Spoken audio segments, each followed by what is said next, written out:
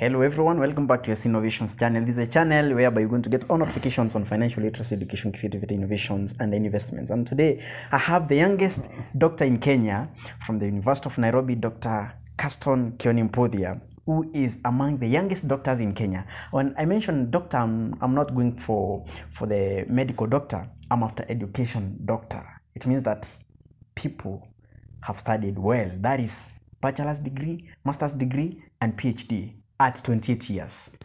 Welcome. Karibu sana. Thank you. Mr. Caston. Yes. You know, there are so many people here outside that are perplexed that you attend your PhD degree at age 28. What is the secret? Thank you very much for hosting me today. Yes. First, I'd like to say everything comes through believing in yourself. Okay. And of course, putting a lot of effort. There's nothing that comes on a silver plate. It's not easy. It's not easy. So you have to put the effort. You have to do what you are required to do at the right time. And then you trust God. Okay. Because without God we can't reach where we are. That's true. Yeah, so it's a lot. You put effort, and then of course you believe in yourself. That's true. And you work towards your goal. Yes. So when did you realize that, because when you grew up you used to say that I always want to be a professor. Yes. So what is this motivated you and you kept on that same line without maybe deviating towards something else? Yeah. What is that kept you in that line? I think it's you need to identify yourself, know your identity, know what you want in life, and then you focus. So I would summarize it with three words. One, focus, resilience, and hard work. Okay. So I think since I was a young person, books and me, we are inseparable. Yeah. So ever since I was in my tender age in primary school, yes, I think I was always motivated. Okay. And of course, my parents also motivated me to continue working because they realized the potential in me. Yeah. And therefore they invested fully in you. Yeah, in terms of morale, spiritually, economically, financially. Yeah, so, but education and me, I think that is something that once I was born, I realized I am an academic giant. So I put a lot of effort in my studies to be where I am. Wow. Yeah. I remember, okay, people, maybe they may not understand this, but for me, I know you. Yes. But now, there is this process of studies. Yes. How's your studies since the primary school? How did you start the motivation? And you went to high school, you joined the university. How did it start? From your primary level? From primary school? Yeah. Yeah, of course, in primary, I was in a private boarding school. And I think... Since class 1? No. I started with the Kibaki schools. Yeah. Back then. Class 1, 2, 3. Yeah. Yeah, where we were going to schools without shoes. Yeah. It was very sunny. Yeah. So and sometimes very muddy. So during the day you have to carry some water and just you pour it on your steps. Yeah. So those, I think nursery school, class 1 and 2, I was in a public school. Of course, in Tarakaniti County. Yes.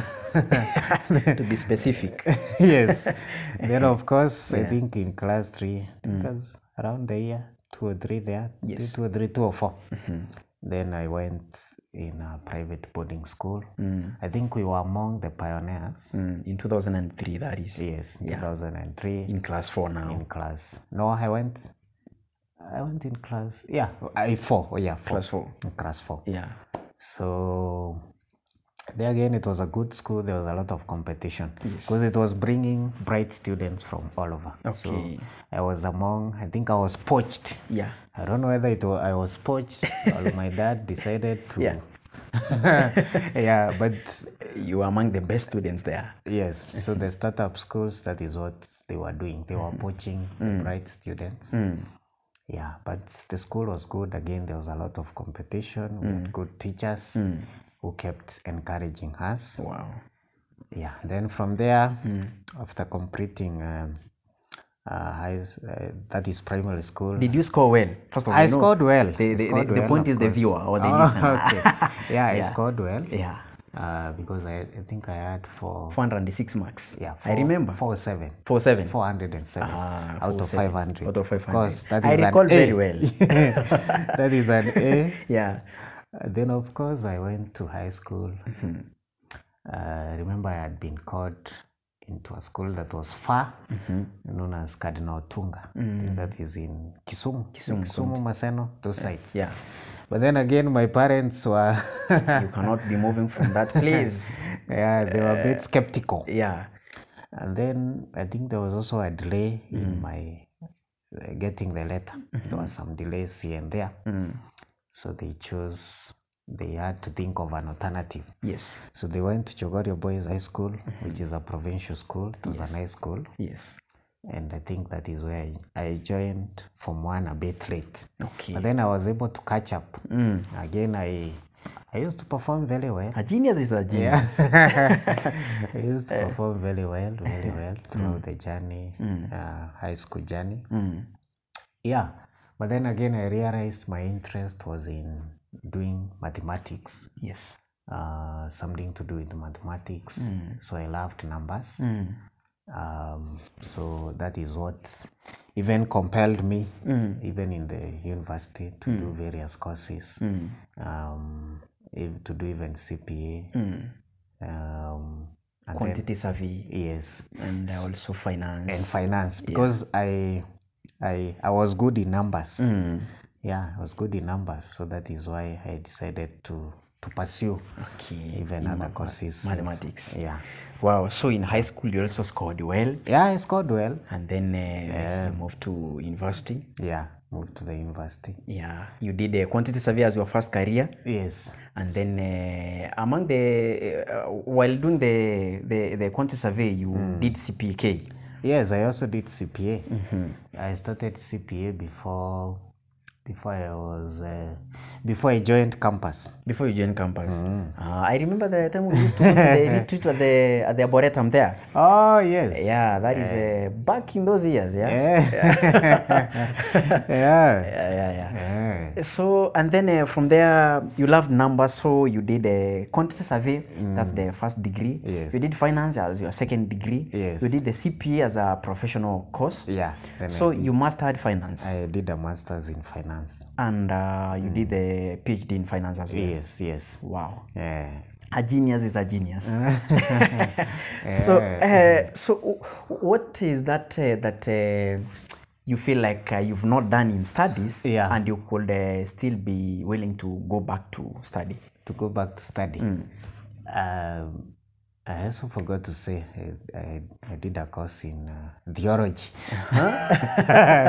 So I did a diploma in theology because I also like studying the Word of God. Wow. Yeah. Wow. Of course, a few certificate courses here and there, like statistics, certificate in QuickBooks. Yeah, that is also part of my studies. Wow. Yeah, so, but maybe to answer your question, I do believe that, education has no ending. True. And the more you read, the more you get empowered. So even as you read, you need to, I'm saying, also even as you read, you need to make sure that your education is able to help others. That's true. Because that is one of my goals, that I should make an impact to others. Yeah. And that is why I love teaching. Yeah. Yes, because when I teach, I'm able to impact people. I'm able to change the lives of others. So many people. That's and true. Inspire them. That's very true. So something else I can say is that I do believe that I still have a chance maybe to go and study law. Law. So that, yes, I'm able to, handle some of the issues Yes. that I hear. Yeah, issues to do with human rights and all that. So that is something that I'm considering. Okay. Yeah. So you are to do law. Yes. You've mentioned being a teacher. You love to be a teacher. Yes. In mind that in the background there, our parents are teachers. Yes. Is this what motivated you? Not really. Okay. I think to me it's not about because of family. Yeah. I just realized. Actually, you've mentioned family. All your family members are teachers. Yeah, actually all of them are teachers. Well, and now me included. But not a professional teacher. You are a lecturer. Yes. Yeah, you are a lecturer. Only that now we are teaching at different levels. Yeah, but yeah. Yes. You mean from parents to the last born, all teachers. Yeah, I think what I can say, my family has motivated me to be where I am. But I think teaching is in me. So not because of family. Yeah.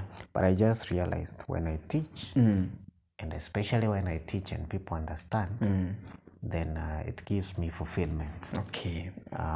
Because, I believe teaching is a calling. Yeah. Just like other courses. Yes. Other, fundamental courses, other natural courses like medicine, engineering. Most of them, especially medicine, I believe it's a calling. It's not something that if you're not in it, or rather, if you're doing it for money, then you could be in the wrong place. I'm not saying money is bad. Of course, you need money. That's the major motivation. Yeah, but one thing that I've come to realize in life, if you're doing something with a passion and you're giving it 100%, people may not realize in the initial stages. That's true. But as you progress and you move on, then people come to appreciate what you're doing. Okay. And once people appreciate, then in terms of money, money will start coming. Unlimitedly. Yes. But when you do something because you're doing it for money, then that is a wrong motive. But if you do it out of your heart, with a genuine heart, then of course money will follow you. Wow. Yeah. So that is what I can say. Wow. So the motivation is not really my parents, but in one way or the other, they have motivated me. But I can say that is something that was in me. I realized immediately after my first degree that I love academics. What can I do to impact people? Okay. Yeah, so it's something that is in me, and that is why I'm saying that you need identity. Identify yourself. What can you do good? Okay. Because we are very different. True. The way what you can do, me, I can't do what you're doing here. This is media. Yeah. Yeah. So know your line. Focus on it. Invest in it. And I did not do media exactly. You're doing what you love. That's so true. Maybe that is not even what you have studied. That's not my career, actually. It's not your career, but something that you love and you do it, you do it excellently. Yeah. It is going to pay off. That's true. It may not pay off immediately because sometimes we lack patience. Sometimes we lack patience, but most of the things that people do, I mean, for long-term purposes, they are built. They're not built in one day. They are built, it takes a lot of time to build a house. But if you build a house with a good foundation, it stays forever. That's true. So that is the point that I'm saying. That's true. So it's start with identity. Wow. Because I'm in the field of media now. I have to go back to school and do some media, mass communication or whatever, journalism. Because I also love writing. Exactly. Remember, I have published some books. Yeah. So mathematics is not my way now. Okay. I leave it to you. I did it because it's a career. Because it's a career. Okay. But now, let me ask you the final question. Having secured a job at the University of Nairobi as a lecturer, what do you feel? Do you feel like you've achieved your dream? Not really, not much, because first I always thank God for every place that I am, at whichever level. Yeah. Because you know, the Bible says that there is a time for everything. That's true. So God has placed you somewhere Yeah. at this particular moment. Yes. It doesn't mean that you'll be there forever. True. But everywhere you go, never underestimate where you are. Leave an impact and leave a legacy. I like it. You know, because people may not see what you're doing, but at the end of the day, God can use any place as a stepping stone to another place. Wow. So what I'm saying there, other things of course to come. Yeah. So never live in a comfort zone. Strive to move forward. Yeah, because that is the beauty of life. That's true. Yes. And always appreciate where you are, different levels, because we nothing was built in one day. That's true. Even when a child is born, starts, you know, crawling, then staggers, walking around. Yeah. So that is life. And if you look at the academia, academia is like, some people say it's like wine, you know, it gets better with day after day. A day after day. Yeah.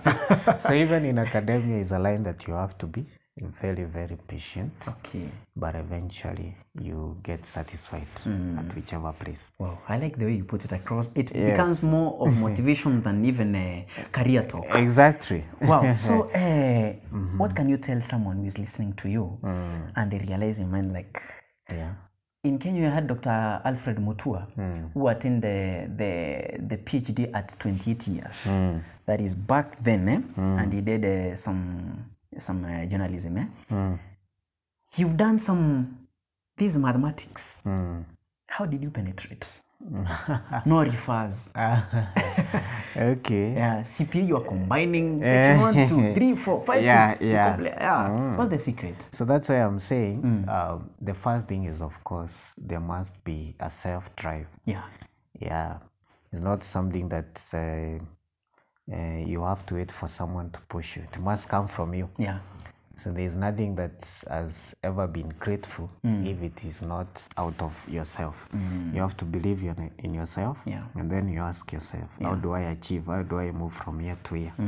Yeah, you give it all your best, and then you pray for God to give you good health. Wow. And blessings. Wow. So you have to acknowledge the Almighty, whether it is Allah, whether it is Mwenyezi Mungu. Yes. So it's all about self-drive. You're putting effort, and then of course you are, discipline. You have to have a lot of discipline. Okay. Because if you say, I want to do this, then you have to, create time for each and everything that you do. If you want to wake up maybe early in the morning and study, it's also discipline. You've mentioned about waking up early. Before we conclude the show, in high school, what time did you wake up for studies? Maybe for someone maybe who is in primary school or high school, can get such a motivation. What time did you used to wake up? I think all the way from high school, even now, though maybe not all the days, but it's around 4:30. That is the time I also prefer my studies, because when you study in the morning, you're fresh. Even when I'm teaching, I like you preparing in the morning. Okay. You're fresh that time.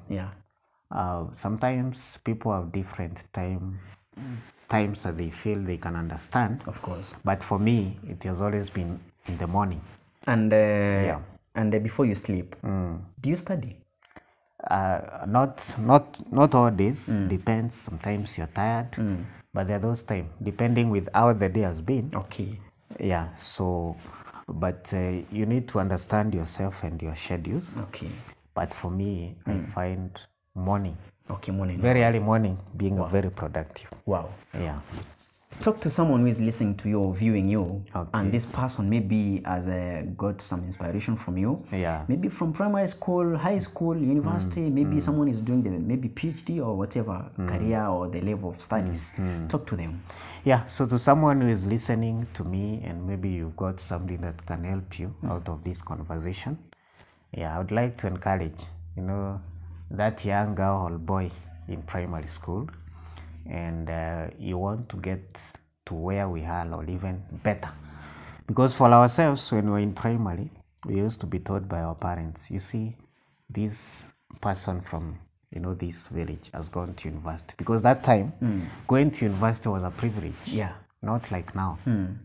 Having a degree that time was something that is the village does not take for granted. That's true. So for someone who is in primary school, I'd like to encourage you that do the right thing at the right time. It's time for you to study, then put all your effort. Just study. You just avoid so many things for now. Put all your effort and appreciate the process. And when you do that, then you're going to reach to that point. So just have discipline, put all your effort, and just give it the best. Whether in high school or even campus, the world out here, no one should discourage you that, some people say that even if you study a lot, there are no jobs. Opportunities are here. But for you to grab them, you must be very, very well equipped. So, when you're now in school, whether it's primary, high school, or campus, you're getting the skills. You're now being made a workman. You're being prepared for out here. So there's no one who should tell you that your education will go into waste. Even if the worst happens, it's better you have your paper. Because someone who is learned and has a discipline, it's a phone call away can change your life. That's true. So I'd like you to do your best. Just do your best for now. And when you do your best, then you tell God, by the way, I've done my best. Yeah. So that is my encouragement. Wow. Out here, there are so many opportunities. Yes. Just take your time and do the best. Wow. Yeah. Don't forget to subscribe to Yasi Innovations. Smash the like button there for the sake of our videos to be recommended to as many people as possible. I'm leaving you with us saying that luck is what happens when preparation meets opportunity. Subscribe. Until next time, goodbye. Okay, goodbye.